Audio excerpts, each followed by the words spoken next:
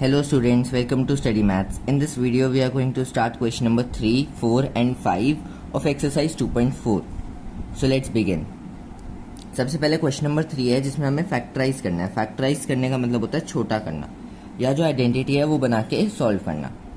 तो सबसे पहले ऐसे क्वेश्चंस को प्रैक्टिस करने के लिए, सॉल्व करने के लिए आपको बहुत ज़्यादा प्रैक्टिस की ज़रूरत है, क्योंकि उससे क्या होगा, आपको देखते ही पता चल जाएगा कि ये कौन सा फॉर्मूला है. या तो आपको फॉर्मूले अच्छे से याद होने चाहिए, आपको प्रैक्टिस की ज़रूरत है. तो अगर आपको फॉर्मूला अच्छे से याद है तो फर्स्ट वाला देख के पता चल रहा है कि ये जो है ये ए प्लस बी का होल स्क्वायर का फॉर्मूला है, जो होता है A square plus B square plus 2ab. हमें सब कुछ गिवन है, ये रहा ए स्क्वायर, ये रहा बी स्क्वायर, ये रहा 2ab. अब इसमें लिखना कैसे होता है, सबसे पहले ये तो देखो, ये जो हमें गिवन है इसमें वैल्यूज डालो. ए स्क्वायर, ए क्या है, 9x स्क्वायर पूरा है. A square is equals to 9x square. तो ए की वैल्यू क्या आएगी, 9 किसका स्क्वायर होता है, 3 का. x किसका होता है, x का, तो इसका होल स्क्वायर. ऐसे बन गया, तो आ गया 3x का whole square plus 2 as it is. A की वैल्यू 3x, बी की वैल्यू y और फिर b का स्क्वायर, y का होल स्क्वायर. ये पहली लाइन लिखनी है और उसके बाद जो आइडेंटिटी थी a प्लस बी का होल स्क्वायर वो लिख दो. a की वैल्यू 3x प्लस y का होल स्क्वायर. ठीक है, एक आधे क्वेश्चंस में आपको प्रैक्टिस की जरूरत होगी कि कैसे लिखते हैं, उसके बाद ये क्वेश्चंस इजीली होते रहेंगे. सेकंड पार्ट देखो,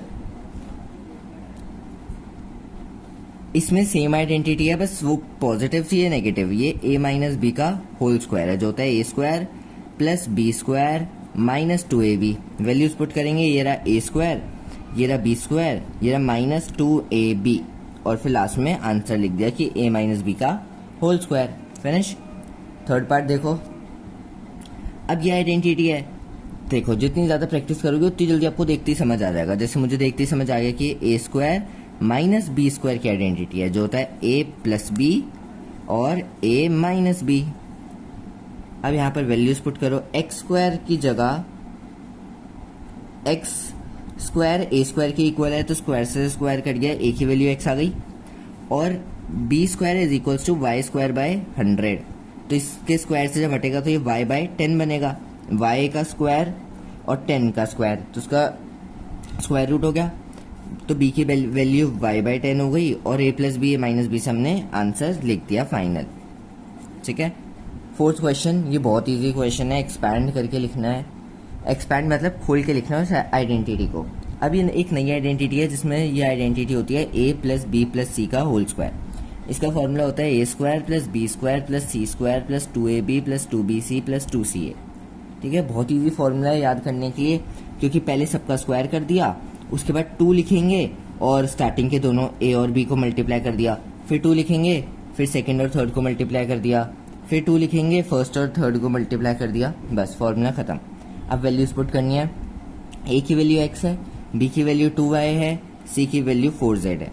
तो a का स्क्वायर x का स्क्वायर हो गया, b का स्क्वायर 2y का होल स्क्वायर हो गया, c का स्क्वायर 4z का होल स्क्वायर हो गया, प्लस 2 इंटू a x है, b 2y है. ऐसे वैल्यूज पुट करी, सॉल्व करके आंसर आ गया. x का स्क्वायर x स्क्वायर, 2y का होल स्क्वायर हो गया 4y स्क्वायर, ये हो गया 16z स्क्वायर प्लस 2 2 जा 4, x into Y X Y.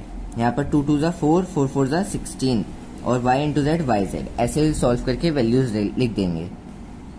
Third part देखो, सेम आइडेंटिटी है, पर आप लोग सोचोगे इसमें तो प्लस होता है, ये तो माइनस में दिया है. तो माइनस में हमारे पास कोई ऐसी आइडेंटिटी नहीं है कि हम लिखें, एक सेकेंड, कि हम लिखें a minus B plus C का होल स्क्वायर. ऐसी कोई आइडेंटिटी होती नहीं है. तो या इस क्वेश्चन में हम क्या करेंगे, सेम आइडेंटिटी यूज होगी. कंपेयर करो तो a की जगह 2x, b की जगह y मत लिखना, या माइनस का साइन साथ में आएगा तो ये माइनस y बन जाएगा, और c की जगह z. बस आगे वैल्यूज पुट करो और आंसर लिख दो. अब कई बच्चे गलती करते हैं कि माइनस वाई के स्क्वायर में माइनस लिख देते हैं. यहाँ पर माइनस माइनस तो प्लस हो जाता है ना, माइनस का स्क्वायर तो पॉजिटिव में आता है, तो यहाँ पर प्लस का साइन आएगा. और यहाँ पर देखो, यहाँ प्लस माइनस, तो यहाँ पर माइनस आएगा. ठीक है, बस साइन के इस क्वेश्चन में थोड़ी ध्यान रख लेना, बाकी सारा इजी है. अगला सेम क्वेश्चन, यहाँ पर एक माइनस दिया है, वैल्यूज वही है, a plus B plus C का होल स्क्वायर. कंपेयर करेंगे तो a माइनस 2x बना, b 3y बना, c 2x बना. सॉल्व करके आंसर आपके सामने है.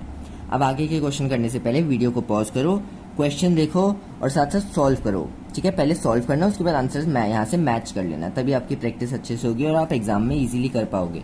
नहीं तो वहाँ ब्लैंक हो जाओगे अगर प्रैक्टिस नहीं करोगे। तो सिर्फ समझने से कुछ नहीं होता ना, प्रैक्टिस साथ साथ ज़्यादा इंपॉर्टेंट है। ओके, तो फोर्थ पार्ट देखते हैं। फोर्थ पार्ट सेम है, कंपेयर करेंगे। ए 3a आ गया, बी -7 भी आ गया, सी की वैल्यू -c आ गई।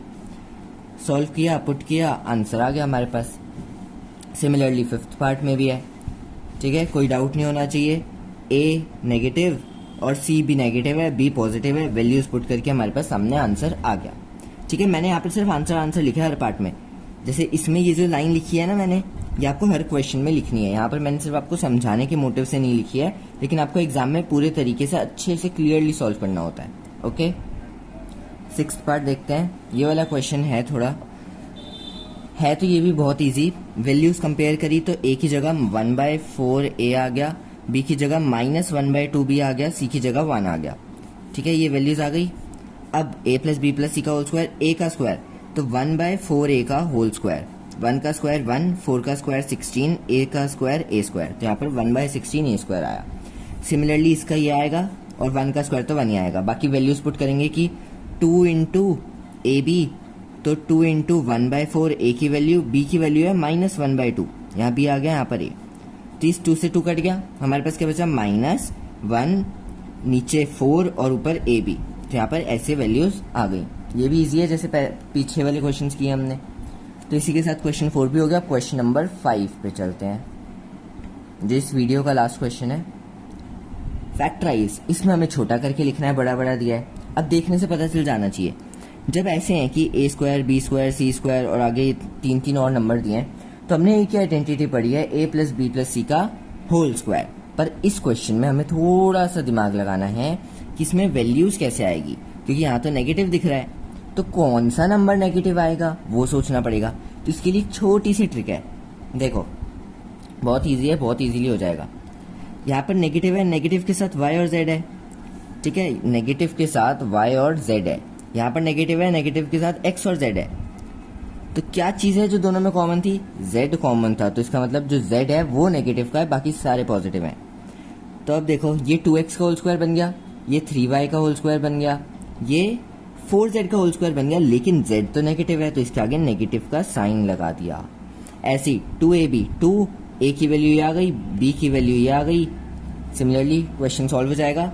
बस यहाँ पे आपको नेगेटिव सोचना है, बाकी आपको पता चल जाएगा। a b c की वैल्यू है वो वहाँ डाल दो, और जहाँ जहाँ z लिखा है हमने उसके आगे नेगेटिव आ गया, और लास्ट में आंसर आ गया a + b + c का होल स्क्वायर। z नेगेटिव था तो यहाँ नेगेटिव का साइन आ गया।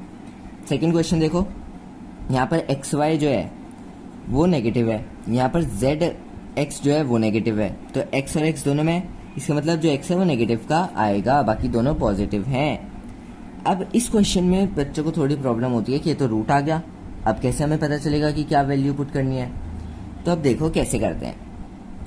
देखो यहाँ पर y के साथ कोई कोफिशिएंट नहीं है, मतलब 1 है, और यहाँ पर एक्स वाई जो हो रहा है तो इसका मतलब x × y होता है। y की वैल्यू तो 1 आ गई, तो x की वैल्यू ऑटोमेटिकली कितनी आई, 2√2। x की वैल्यू 2√2 आई। अब इस 2√2 में से जो 2 होता है वो तो कोफिशिएंट में लगता है ना, कि 2ab जब हम लिखते हैं कि वो फॉर्मूला था ना a² + b² + c² + 2ab + 2bc + 2ca, तो 2 तो सब में लगेगा, तो इसमें से 2 हटा दो तो हमारे पास √2 बचा, तो x की वैल्यू आ गई √2, और x नेगेटिव था तो नेगेटिव √2x। यहाँ पर मैंने गलती से 2 एक्स्ट्रा लिखा था, इसको काट देना। ओके, तो अब x की वैल्यू आ गई, y की वैल्यू 1 है, z की कैसे निकालें, ये रहा z। यहाँ देखते हैं 4√2yz है हमारे पास, y की वैल्यू तो 1 है, तो मतलब z की वैल्यू 4√2 आई। इसमें से 2 हटाना पड़ेगा जो कोफिशिएंट का होता है, तो 2 से डिवाइड किया, ये कट गया, तो z की वैल्यू आ गई 2√2। जहाँ जहाँ z था वहाँ आ गया 2√2। फॉर्मूले में वैल्यूज पुट करी, 2√2, y की 1 और x की √2, और x जहाँ जाता है उसके आगे नेगेटिव लगा दिया, लास्ट में सॉल्व करके आंसर लिख दिया। इसके साथ हमारे क्वेश्चन नंबर 3, 4, 5 फिनिश हो गए। अगर आपको वीडियो अच्छी लगी हो और ये सब समझ आया हो, थोड़ा सा है इसमें प्रैक्टिस करने की ज़रूरत है, तभी आपको ज़्यादा अच्छे से क्लियर होगा। तो अगर आपको समझ आया है तो वीडियो को लाइक करें और चैनल को सब्सक्राइब करें।